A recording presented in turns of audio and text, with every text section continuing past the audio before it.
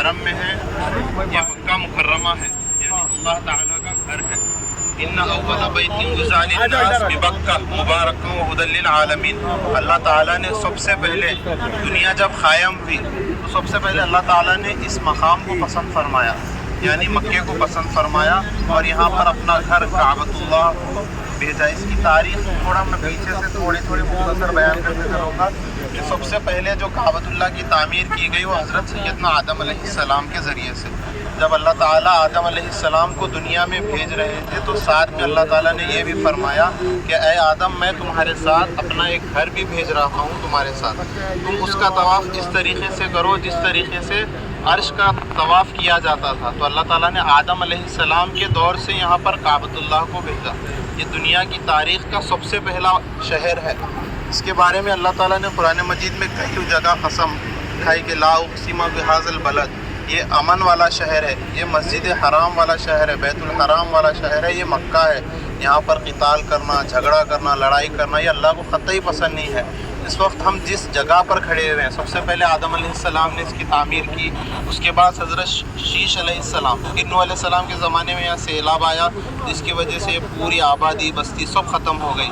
پھر اثر نو پھر جو تعمیر کی گئی وہ سیدنا ابراہیم علیہ السلام کے ذریعے سے کعبۃ اللہ کی تعمیر کی گئی۔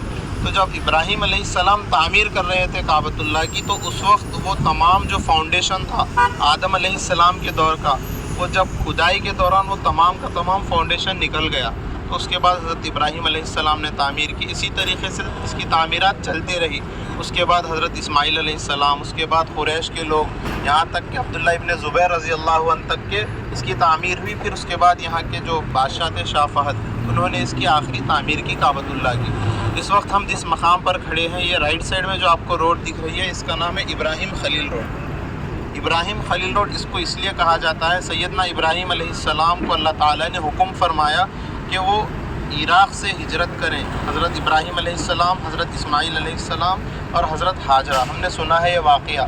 صرف مختصر آپ وہ تصور میں جائیے کہ اب تک ہم جو واقعات سنتے تھے قربانی کے بیانوں میں، مسئلے مسائل میں، وہ تمام واقعات یہیں پر پیش آئے ہوئے ہیں۔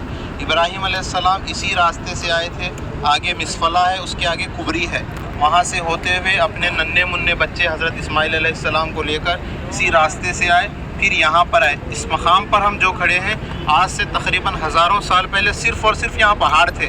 یہ جو بلڈنگیں نظر آ رہی ہیں یہ بلڈنگیں نہیں تھی، صرف پہاڑ، اتنے پہاڑ تھے کہ پہاڑوں پر آبادی تھی۔ تو ابراہیم علیہ السلام جب یہاں پر آئے تو دیکھا کہ یہاں کوئی آبادی نہیں ہے، وادی غیر ذی زرع، یعنی کسی انسان یا کسی آدم ذات کی کوئی زندگی رہنے کی کوئی چیز ہی نہیں تھی، لیکن وہ اللہ کے حکم سے آئے تھے۔ یہاں پر آئے، پھر ابراہیم علیہ السلام اللہ کے حکم سے آگے، پھر اسماعیل علیہ السلام کو چھوڑے، حضرت ہاجرہ علیہ السلام کو چھوڑے، پھر اس کے بعد صفا مروہ پر حضرت ہاجرہ علیہ السلام صفا سے مروہ، مروہ سے صفا، اپنے بچے ننھے منھے بچے حضرت اسماعیل علیہ السلام کو پیاس کی شدت کی وجہ سے، جو وہاں پر ایک گرین لائٹ ہے اس کو میلین السرین کہتے ہیں، وہاں پر مرد حضرات کو دوڑنا ہے، یعنی اپنی چال پر تھوڑا دوڑنا ہے، اور خواتین کو اپنی آہستہ سے چلنا ہے۔ اس کی وجہ یہ ہے جو وہاں ہری لائٹ تھی وہاں پر ڈھلن تھا، پہلے صفا کا پہاڑ ایک طرف تھا، مروہ کا پہاڑ ایک طرف تھا، یہ حصہ اندر تھا۔ جب انہوں حضرت حاجر علیہ السلام دوڑتے تو اس نیچے کے حصے میں آتے تو بھاگتے تھے کہ میرے بچے کو کیا ہوا۔ وہ کعبۃ اللہ کے پاس حضرت اسماعیل علیہ السلام تھے، دوڑتے تھے، پھر وہاں مروہ کے پاس جاتے تھے، پھر صفا کے پاس جاتے تھے۔ تو اللہ تعالیٰ کو یہ ادا اتنی پسند آئی کہ قیامت تک آنے والے تمام حاجی جو بھی عمرے کے لیے آئے ہو، حج کے لیے آئے ہو، ان کے لیے صفا مروہ کی صحیح کرنا واجب قرار دیا گیا۔ مرد حضرات کو وہاں دوڑنے کا حکم ہو گیا، خواتین کو نہیں۔ اس کی وجہ یہ ہے کہ خواتین کا جو دوڑ تھی وہ حضرت حاجر علیہ السلام دوڑ چکے ہیں۔ تو اس پھر اللہ تعالیٰ کو یہ عطا پسند آ گئی۔ حضرت اسماعیل علیہ السلام کے قدموں کے نیچے سے اللہ تعالیٰ نے آب زمزم کو ظاہر کر دیا، اور وہ آب زمزم 5000 سال سے زائد ہو گیا۔ آج تک ہزاروں لیٹر، کروڑوں حاجی آتے ہیں، ہزاروں لیٹر پانی نکلتا ہے، پوری دنیا میں بڑھتا ہے۔ یہاں تک کہ کووڈ کے موقع پر جب یہاں 2 سال لاک ڈاؤن تھا تو اس وقت سعودی حکومت نے اتنا پانی نکالا اندر سے، پورے عرب کے تمام ہاسپٹلوں میں پانی پہنچا دیا تمام بیماروں کو۔ ایک حضرت ابراہیم علیہ السلام کا معجزہ ہے، اور قیامت تک کے لیے زمزم نکلتا جائے گا۔ حدیث پاک کا مفہوم ہے جو شخص زمزم जिस नीयत से भी पिएगा अल्लाह उसकी नीयत को कबूल करेंगे। अगर वो चाहता है मेरे को भूख लग रही, ऐ अल्लाह मैं ज़मज़म इस नीयत से पी रहा हूँ कि मेरे को पेट भर जाए, तो अल्लाह उसकी शिफा देंगे। तमाम बीमारियों की जो भी दवा है वो ज़मज़म है। इसीलिए हम हुज्जाज इकराम यहाँ पर आए तो कसरत से ज़मज़म इस्तेमाल करने की कोशिश करें। वो इब्राहिम खलील रोड है, यहाँ से इब्राहिम अलैहिस्सलाम यहाँ से आए थे। और आप देखेंगे यहाँ पर कई रास्ते हैं, उन रास्तों में सबसे ज़्यादा आबादी इस रास्ते पर है। होटलें भी सबसे ज़्यादा यहीं पर हैं, दुकानें भी सबसे ज़्यादा यहीं पर हैं, मार्केट और बाज़ार यहीं पर है। उसकी वजह है कि इब्राहिम अलैहिस्सलाम ने इसी रास्ते से जाते हुए एक दुआ भी मांगी थी कि ऐ अल्लाह मेरी आने वाली जो नस्ल है उन्हें भी आबाद फरमा और उन्हें वो तमाम नेमतें अता फरमा। तो आप देख सकते हैं हम मक्के मुकर्रमा में मौजूद हैं तो दुनिया की तमाम चीज़ें यहाँ पर मिलेंगी आपको। बेमौसम फल भी मिलते हैं आपको, यहाँ आम भी मिलता, गड़ंगड़ भी मिलता, खरबूज भी मिलता, तरबूज भी मिलता, जिसका सीज़न नहीं है वो भी मिलता। उसकी वजह ये है अल्लाह ने उस दुआ को कबूल किया और क़यामत तक के आने वाले तमाम चीज़ों को यहाँ पर रख दिया। इसके बाजू ये और एक रोड है, इस रोड का नाम है हिजरा रोड। इसे इसलिए हिजरा कहा जाता है कि रसूलुल्लाह सल्लल्लाहु अलैहि वसल्लम सैयदना अबू बकर सिद्दीक़ रज़ी अल्लाहु अन्हु के साथ जब हिजरत के मौके पर जो हिजरत फरमाई थी इसी रास्ते से फरमाई थी, इसीलिए उसको हिजरा कहा जाता है। ये रास्ता आगे जाने के बाद 4-5 किलोमीटर के बाद वहाँ पर गारे सौर है, इंशाअल्लाह हम कल वहाँ पर देखेंगे, तफसीली वाक़या भी वहाँ पर सुनेंगे कि इसी रास्ते से इमामुल अंबिया सल्लल्लाहु अलैहि वसल्लम ने हिजरत फरमाई थी। हमारी होटल के पास एक पतली सी गली है, उसको मुनशिया कहते हैं, वहीं पर रुबात था हैदराबाद। नवाब मीर उस्मान अली ख़ान साहब जो निज़ाम दक्कन थे हमारे इलाके के, उन्होंने आने वाले हाजियों के लिए यहाँ पर एक बिल्डिंग क़ायम की थी, उसको रुबात कहते हैं। पहले वो रुबात WC6 वहाँ पर मौजूद था पहले वो, फिर उसके बाद वो वहाँ से हटकर जब कंस्ट्रक्शन हो रहा तो वहाँ से हटकर यहाँ पर आया। तो अभी एक 8-10 साल पहले तक ये रुबात चालू था। जो 7 डिस्ट्रिक्ट्स हैं जो निज़ाम स्टेट के थे उसमें गुलबर्गा, ज़हीराबाद, यादगीर, बहुत सारे डिस्ट्रिक्ट के वहाँ कर आते थे हाजी, वहाँ पर क़ियाम करते थे फ्री में, फिर यहाँ पर रहते थे। फिर वो जब वक्त गुजरा तो वो रुबात भी वहाँ से ख़त्म हुआ, फिर कहीं आगे गया। इसी तरीके से बहुत सारे रुबात थे, भोपाल रुबात था, हैदराबाद रुबात था, यहाँ तक कि भोरियों का भी रुबात था, क्योंकि उस ज़माने की बात है। इसी तरीके से इस रास्ते पर बहुत सारे मस्जिद हैं। एक आगे एक मस्जिद है, मस्जिद सिंधी या मस्जिद हिंदी कहते हैं। यहाँ पर हिंदुस्तान के जो अक्सर लोग थे वो यहीं पर रहा करते थे। उन्होंने अपने अपने दौर में यहाँ पर मसाजिद क़ायम की थी छोटी छोटी, क्योंकि यहाँ एक मसला है जो आप रास्तों पर देखते हैं, लोग नमाज़ पढ़ते हैं बग़ैर किसी को देखे, ठहरे ठहरे नमाज पीछे होटल में पढ़े, ये नमाज नहीं होती। तो इसके लिए क्या है, जमात का होना शर्त है।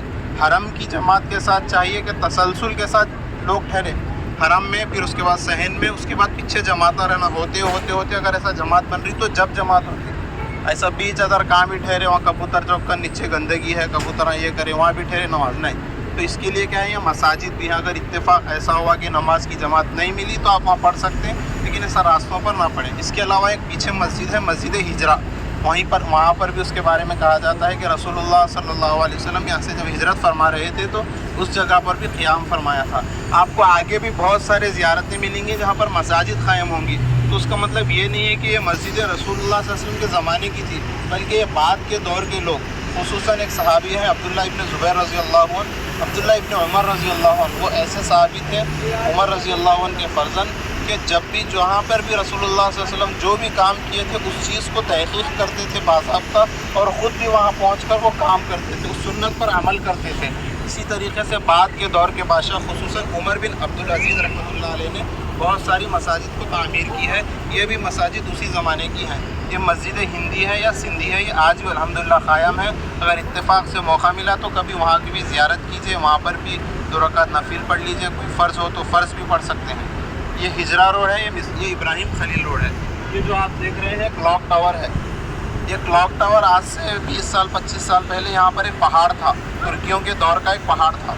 वो पहाड़ को काट कर क्लॉक टावर बनाया गया। वो पहाड़ के ऊपर मॉनिटरिंग करने के लिए, पूरे हरम को मॉनिटरिंग करने के लिए वहाँ पर एक फ़ौज का एक अड्डा था। वहीं से पूरे हरम की ज़ियारत करते थे, आने वाले हुज्जाज इकराम को देखा करते थे।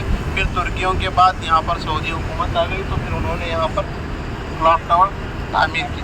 वो जो ऊपर आपको जो चांद दिख रहा है उसके अंदर भी एक मस्जिद है, दुनिया की सबसे हाईएस्ट मस्जिद उसी के अंदर है।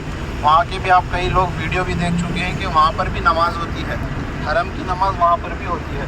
फिर उसी तरीके से वो जो घड़ी है वो भी दुनिया की सबसे बड़ी घड़ी है, कहा जाता है कि वो सबसे बड़ी घड़ी है।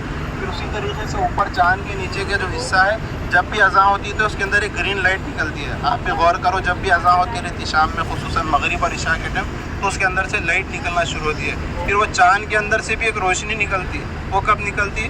جب بھی نیا مہینہ شروع ہوتا ہے، محرم ہو، سفر ہو، ربیع الاول کا مہینہ ہو، تو اس کے اندر سے ایک چاند کے اندر سے بھی روشنی ہوتی ہے. یعنی سب سے ہائیسٹ LED بھی اس کے اندر ہے. اور یہاں کا جو مائک سسٹم ہے وہ بھی دنیا کا سب سے ٹاپسٹ اور ہائیسٹ ہے، جو جرمنی کا ہے.